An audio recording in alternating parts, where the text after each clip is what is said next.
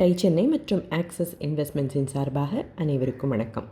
இந்தியாவோட பெருமை சர்வதேச அளவில் பேசப்படணும் அப்படிங்கிற நோக்கத்தோடு தொடங்கப்பட்டு ஏர்லைன்ஸ் இண்டஸ்ட்ரியில் சேஃப்டிக்கும் பங்க்சுவாலிட்டிக்கும் பேர் போன ஒரு பிராண்டாக இருக்கணுங்கிற நோக்கத்தோடையும் நிறுவப்பட்ட ஏர் இந்தியாவோட கதையை தான் இப்போ பார்த்துட்டு வரோம். இன்டர்நேஷ்னல் ஃப்ளைட்ஸில் தானும் ட்ராவல் செஞ்சு ஒவ்வொரு முறையும் ப்ளூ நோட்ஸ் அப்படின்னு ஒன்று மேனேஜ்மெண்ட்டுக்கு ஜம்ஷெட்ஜி டாட்டா அனுப்புவார் அப்படின்னு போன பகுதியில் பார்த்தோம். அதில் என்ன இருக்கும், என்னவெல்லாம் எழுதியிருப்பார்னு பார்க்குறதுக்கு முன்னால் இன்னொரு சுவாரஸ்யமான விஷயத்தை பற்றி பார்க்கலாம்.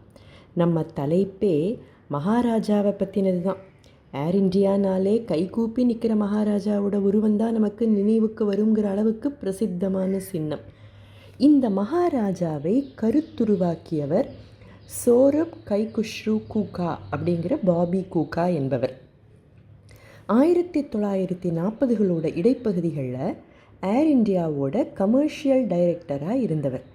இந்தியானாலே லேண்ட் ஆஃப் மகாராஜாஸ் அப்படின்னு உலக மக்கள் மத்தியில் ஒரு எண்ணம் இருந்த காலகட்டம் அது. தவிர கைரோ, பிராக், டமாஸ்கஸ், இஸ்தான்புல் இப்படிப்பட்ட ஊர்களுக்கும் பறந்துக்கிட்டு இருந்தது ஏர் இண்டியா மட்டும்தான்.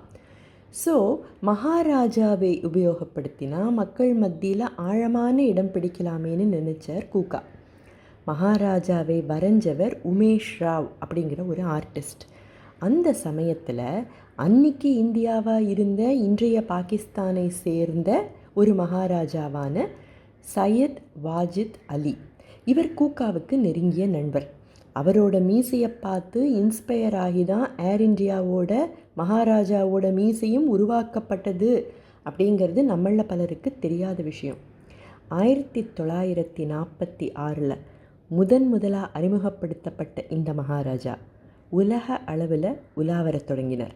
இப்போ காலத்துக்கு ஏற்ற மாதிரி, இடத்துக்கு ஏற்ற மாதிரி உடை அணிந்து தொடர்ந்து வலம் வந்துக்கிட்டு தான் இருக்கார்.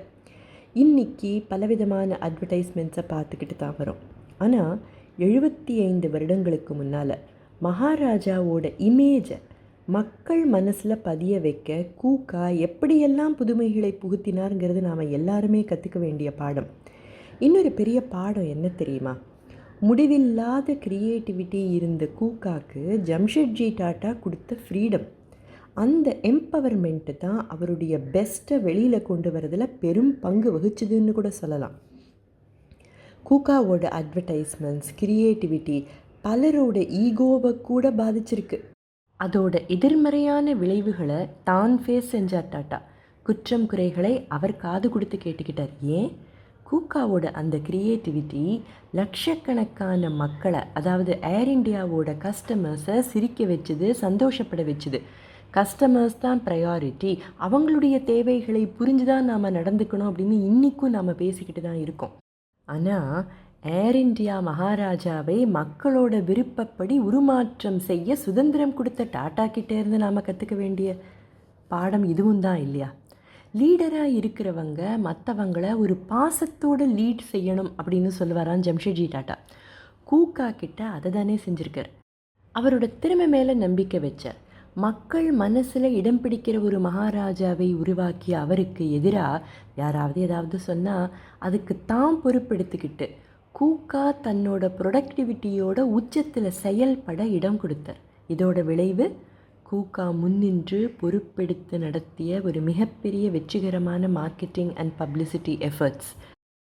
இன்றைக்கி கதை சொல்ல தொடங்கினப்போ டாட்டாவோட ப்ளூ நோட்ஸை பற்றி சொல்லணும்னு தான் தொடங்கினேன். ஆனால் மகாராஜா கதையே ஒரு மகா கதையாக போனதால் இதை பற்றி அடுத்த பகுதியில் பார்க்கலாம். சரியா? டாட்டா ஸ்டோரிஸ் படித்து பாடம் கற்றுக்க ஏகப்பட்ட விஷயங்கள் இருக்குது. அடுத்த பகுதியில் சந்திக்கும் வரை டை சென்னை மற்றும் ஆக்சிஸ் இன்வெஸ்ட்மெண்ட்ஸின் சார்பாக அனைவருக்கும் வணக்கம்.